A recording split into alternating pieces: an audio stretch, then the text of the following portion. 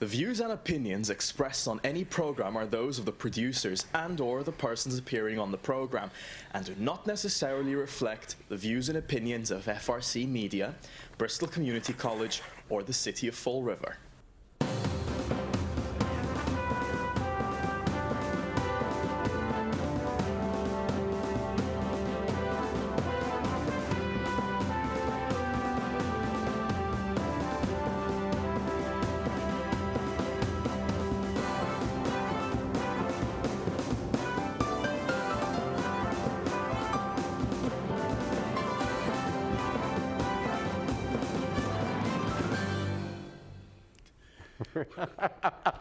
Well, hello, I think. Yeah. Welcome to Spindle City We have Straight somebody Talk. new Yeah, working in the booth, and obviously the automated system did not work today, again. I don't know if they got that in St. Michael's at Punta Delgada, but well, hello and welcome to Spindle City Straight Talk. I'm Chip, And I'm CJ.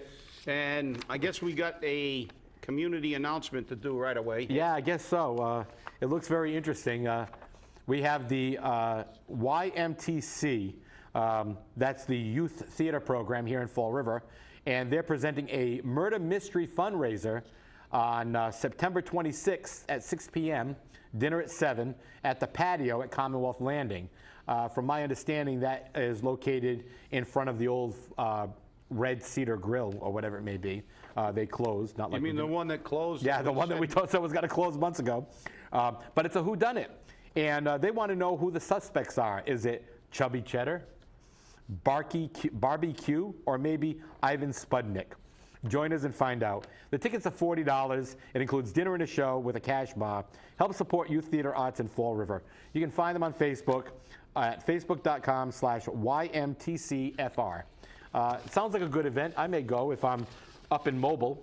Yeah, no, it's nice, little theater. You know, the Newport Theater always puts on a nice show with the thing after it. And, you know, it's a positive, and, you know, this is a positive thing. Right. In Fall River. You know, they always talk about we're negative. We're just being realistic about the political climate and the actual climate in Fall River. But, see, here's proof positive that there are people in this city doing something that's worthwhile, positive, and, you know, they're doing a good job, and it's, you know, we should support them if we possibly can. So get out there and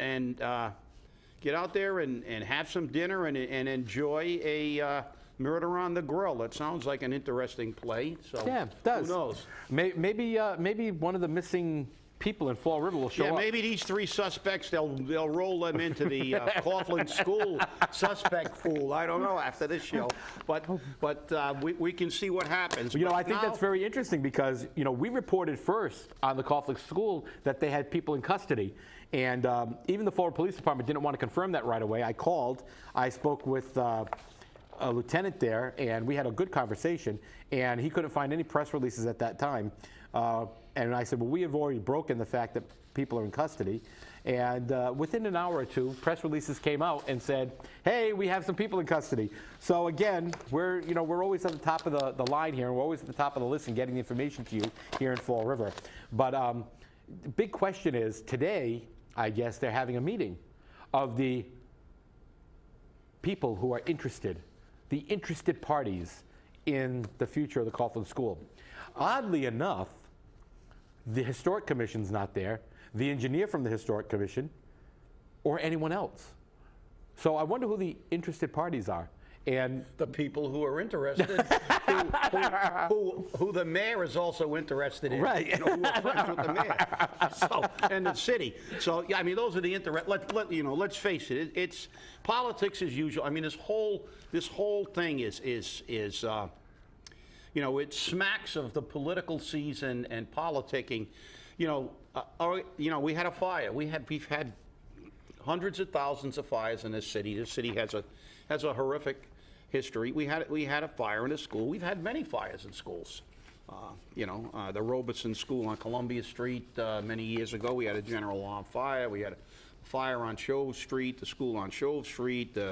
You know, St. Peter and Paul Church and all these other large fires and fires. We had a fire.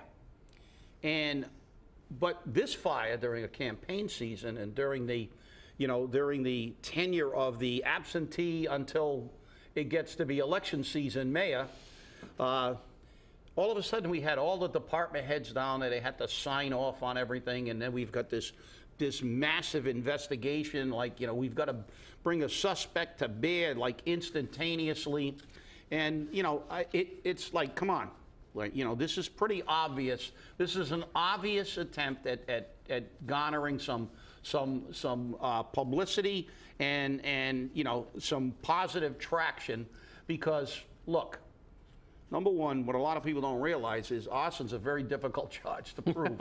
Very difficult. I speak from personal experience. I mean, you can. I actually had a fire where we found he was acquitted, but we found the alleged arsonist on the front lawn burning because he blew himself out of the house that he was setting on fire, the building he was setting on fire, and he actually beat it because nobody saw him. And his attorney just said, well, he was walking by and the building blew up. And very, very difficult to charge, to prove, because you actually almost have to catch them in the act of setting the fire. It's difficult. I mean, a lot of people beat these things, and that's why professional arsonists make so much money, because it's very, very not difficult to prove that it was arson, but it's difficult to prove who done it. Chip, as an expert, because I Who done it? Yeah, the who done it. I'm asking you this as an expert, not as a reporter, but how many arsonists do you know who are stealing copper?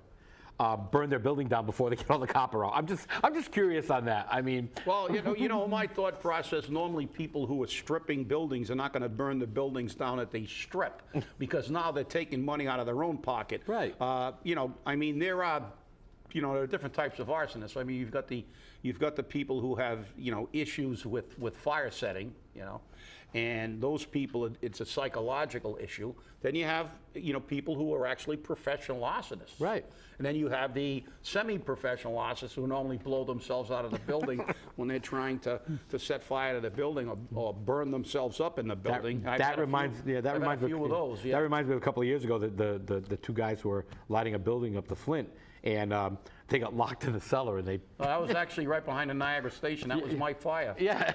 It was no. It was We found them in the basement, and they forgot that when you soak something with gasoline and the fumes will build up, and the pilot lights are on the boiler and on the hot water heater, so.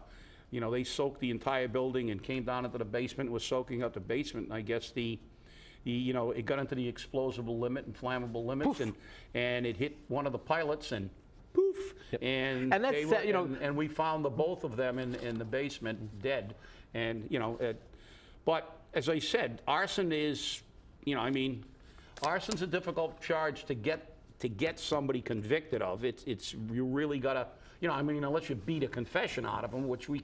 That's not our part. We just do. I just did the investigation. But you guys carry the hoses, don't you? Just beat that confession out of them. But what I'm saying is, this is a lot to do about a fire. We've had a lot of major fires in this city. We've had a lot of fires in the last few years, and I didn't.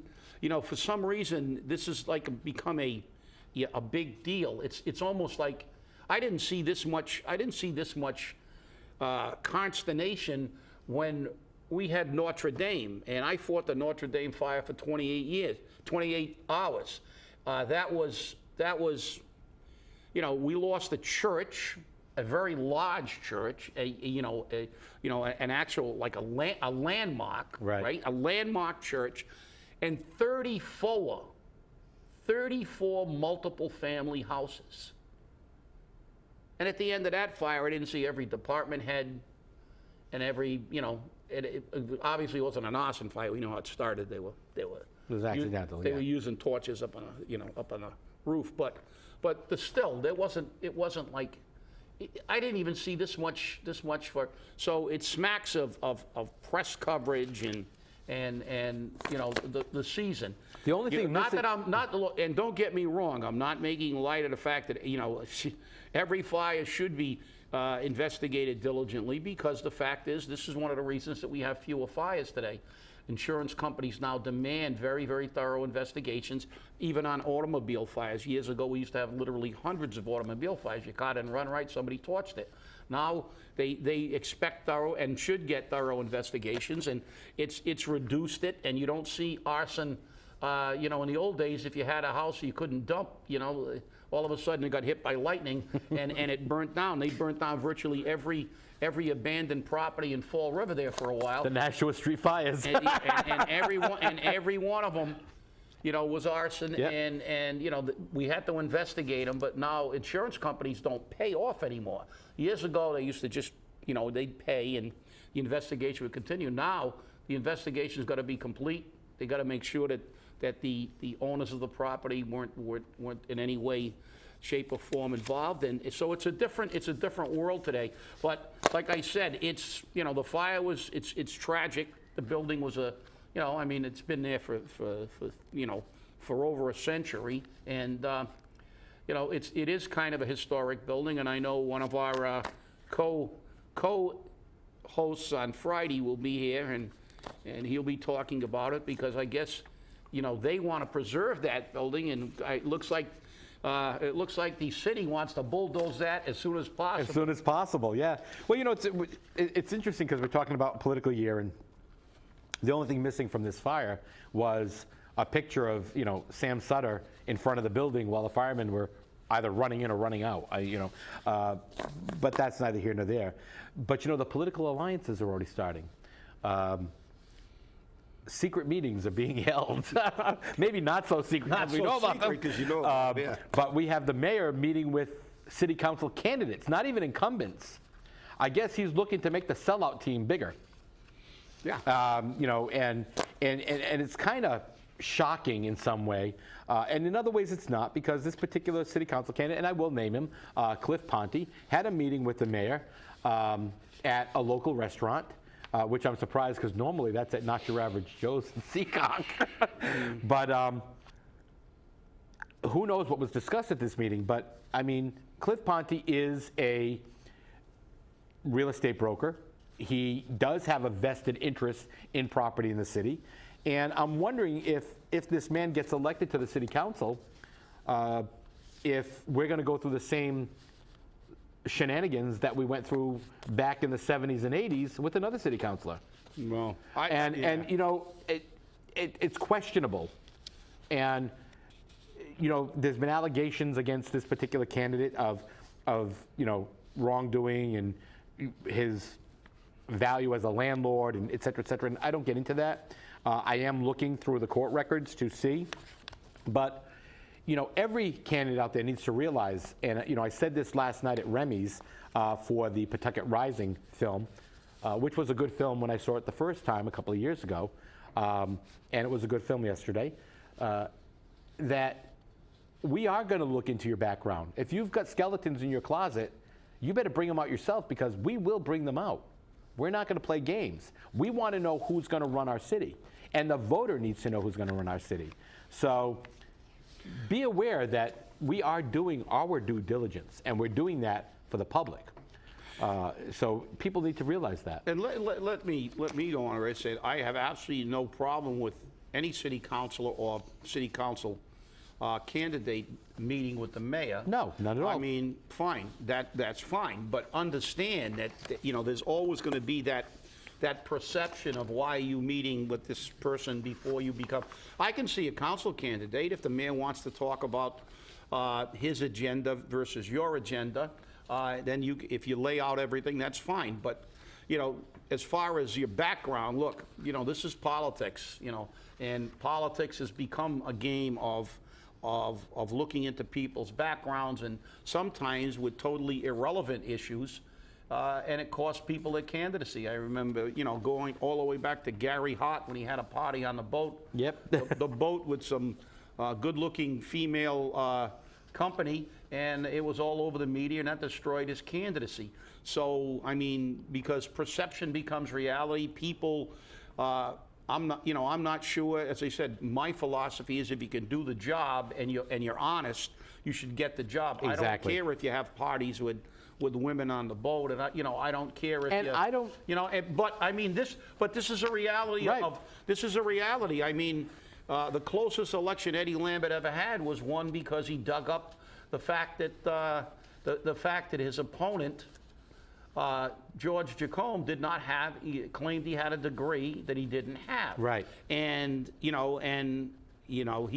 George said he did, insisted he did, and said there was a mix-up on the course.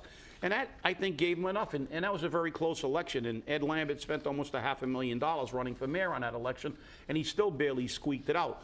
But see, this comes with the territory. Right. But now that we're on investigations, that's why I brought this up. Let's segue into what we've been hearing and what is being talked about, the investigations into and I'm going to say compliance with the law, because this is not, politics is politics. That's What right. we have here is an allegation, and it's only an allegation. That's right.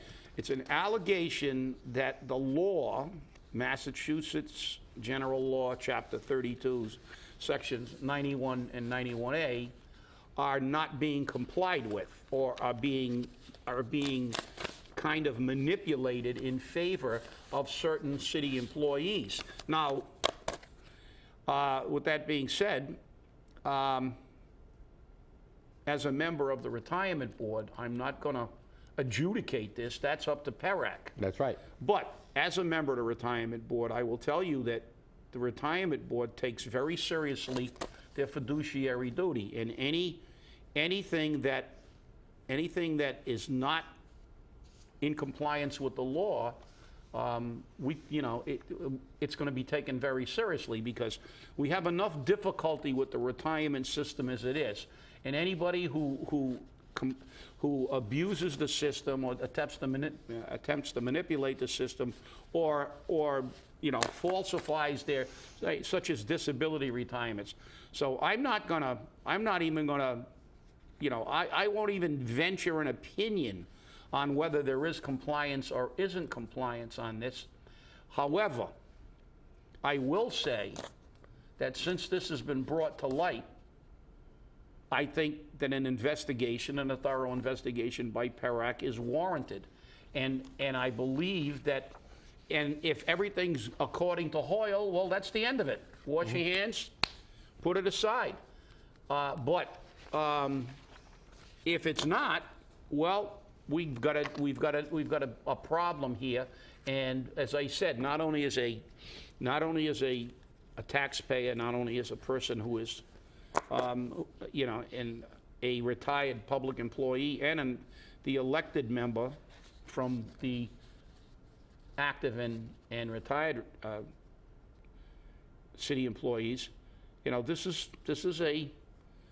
a serious allegation. I mean, people may say, well, it's not that serious. Well, it is. It's just as serious as someone who said they have a disability and goes off on a pension, and then they find out that the guy went off on a disability, and the guy's running marathons and doing, strongman contests, but he can't do the job anymore, supposedly. We've seen that on the news more than once. More than once, So yes. these are the things. This is a serious allegation. And when you're looking at the law, Chip, and I mean, this was important. You and I both have taken a peek at it. We have copies of it here, and I've highlighted a few of the major issues that we have. I mean, because under Mass General Law 32, Section 91, subsection B, and I'm cutting this down a little bit. It says, during regular business hours for not more than 960 hours in the aggregate in any calendar year, provided that the earnings therefrom, when added to any pension or retirement allowance he is receiving, do not exceed the salary that is being paid for the position from which he was retired. So basically, he can't make any more money than he made as a chief in respect to Lou Pacheco. But there's an addition of Right, 15. I'm going on to that. Okay. Did not receive a salary that being paid from the position which he retired and in which his employment was terminated, plus $15,000. So you're getting a pretty big leeway, because if you made $65,000 or $70,000, you can still make another 15 and still get your retirement without a problem. And then when you go on a little further, it says under section C, each person referred to in paragraph B shall certify to his employer and the treasurer or other person responsible for the payment of the compensation for the position in which he is to be employed, the number of days or hours which he has been employed in any such calendar year, and the amount of earnings therefrom. And if the number of hours exceeds 960 in the aggregate, he shall not be employed. Or if the earnings therefrom exceed the amount allowance under paragraph B, he shall return to the appropriate treasurer or other person responsible for the payment of compensation all such earnings as are in excess of said allowable amount. The amount of any excess not so returned may be recovered in an action of contract by the appropriate treasurer or other person responsible for the payment of the compensation. So it says he has to respond. He has to report this. Did he report it? Well, And then I don't know. 91A, I think, was the best. Okay, 91A was the best. Because 91A, under Mass General Law 32, 91A, each person pensioned or retired under any general or special law for disability, including accidental disability, shall in each year, on or before April 15th, subscribe, under the penalties of perjury, and file with the Commission a statement in such form as the Commissioner shall prescribe, certifying the full amount of his earnings from earned income. It says all income, okay, that's earned income, during the preceding year. Such pensioned or retired person shall annually submit to the Commission all pertinent W-2s, 1099 forms, and other requested tax forms and proof of income. Has he done that? Well, number one, I won't even comment because I'm not sure, and I'm going to be perfectly, I'm going to be perfectly honest. I have no idea what Mr. Pacheco's, if he has a disability retirement or a normal superannuation. Right. If it's a normal superannuation, well, it's different. But I just want to go to 960 hours just in case. I just did it again. It's actually, they gave him 4 100ths of an hour, but 960 hours in a year comes out to 18.46 hours per week. So they've rounded it off, obviously, to 18.5 and a half hours a week. So from the reports I've gotten, he's not working. He's working a lot more than that. And if that's the case, well, PERAC, from what I've been told, the interpretations are that his employment will have to be terminated when he reaches 960 hours. And he can no longer work. And I know that the people have been saying, well, the rest of it he's volunteering for, and they're only paying him for 18. Well, if they're paying him for 18 and a half hours, he's getting about over $70 an hour, which is a pretty big paycheck. And if the rest of it is volunteer work, well, he can't really volunteer until after he completes the 960-hour cycle. But that's going to be up to PERAC to determine. But as I said, there are regulations here, and as a matter of fact, I think it's you have to hold these employees accountable, because we hold, as a matter of fact, we just had hearings at our last board meeting for people who under 91A, who retired on a disability, had not submitted their proper forms, and their pensions were stopped. And they have the right to come back before the board and make an appeal. But I mean, we actually had we had 2 people scheduled whose pensions were actually they stopped their pensions because they had not submitted the proper paperwork.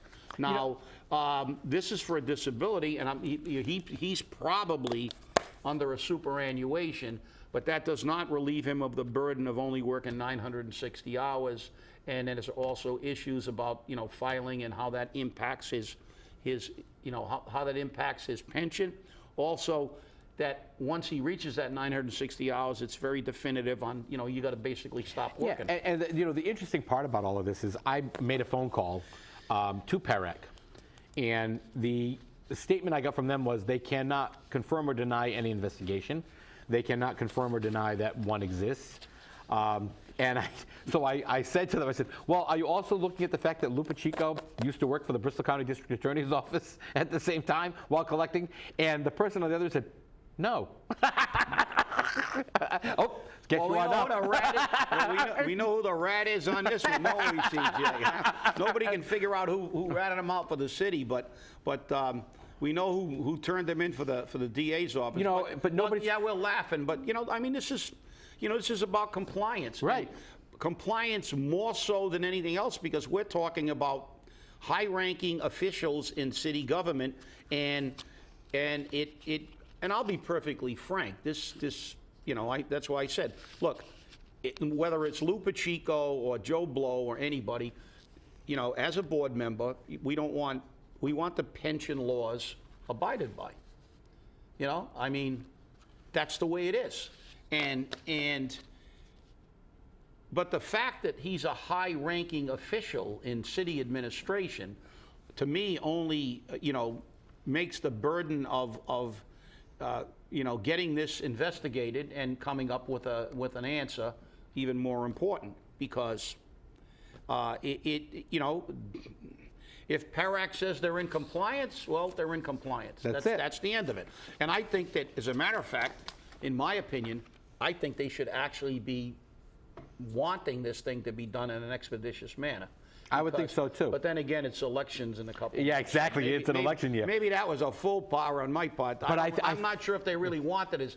But, as I said, this is not a tale of two cities. No, it's not. When a retirement board meets, I don't care if it's Lou Pacheco's name or somebody, or, regardless, when our attorney sits there, and we have an extremely good attorney, probably the best in the state, he's a specialist. All he's ever done is Chapter 32. That's his entire practice. And he represents numerous retirement boards throughout the state.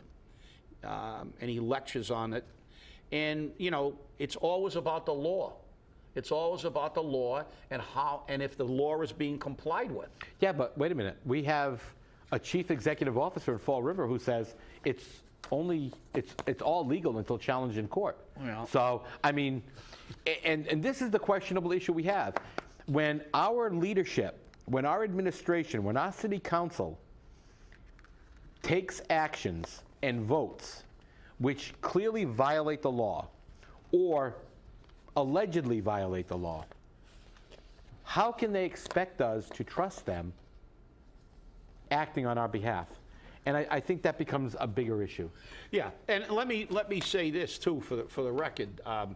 Lou Pacheco is not a member of the Fall River retirement system. He retired from Rainham, and they're under the county. They're under the county retirement. He's under Bristol County. So Bristol County would be, but obviously, as I said, when it comes to our board and the county board, compliance with the law is critical. I mean, we can't allow people to abuse the system, and I can't believe that we have a situation where we have a mayor who's complaining about the retirement, the cost of retirement, yet it's the city who, as I said at the last council meeting, who hasn't put in $88 million over the past since 2002 when we were 80% funded. They've created this problem, and this or any manipulation of the system is hurting the retirement system. We can't have people getting retirement that they don't deserve. If you have a disability retirement and you were truly disabled, you deserve every penny. If you were injured in the line of duty, doing your job, you deserve every penny. But if you got a disability and you're running in the Ironman triathlon, and you don't belong on a disability. So it's about fairness to everybody. In order to maintain a retirement system, we have to make sure that we oversee it. And this is an issue that, unfortunately, we've got to really get an answer to. Yeah. Well, it looks like we're just about out of time. I want to thank you for watching. Be joining us on Friday when we'll have our 3 co-hosts and troublemakers. And we're bringing you the news that nobody else wants to bring you. And remember, stay informed, stay mad, and get out and vote. And remember, ask your questions. Stay angry. Don't forget, Murder on the Grill. I thought that was my life story.